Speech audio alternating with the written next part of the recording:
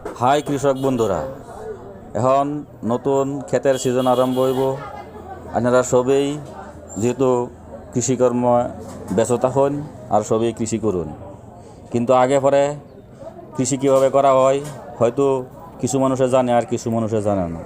তাই আমি ভাবছি একটা ছোট্ট ভিডিও নিয়ে আপনাদের সামনে আসবো। তাই আজকে এই ভিডিওটা প্রস্তুত করেছি, আপনারা ভিডিওতে দেখে নেবেন।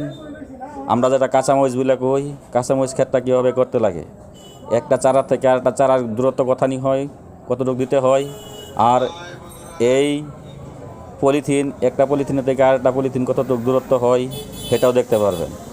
তাই আশা করি আপনারা এই ভিডিও থেকে আপনারা বুঝতে পারবেন একটা চারার দূরত্ব কতটুকু দিতে লাগে আর পলিথিনের দূরত্ব কতটুকু লাগে।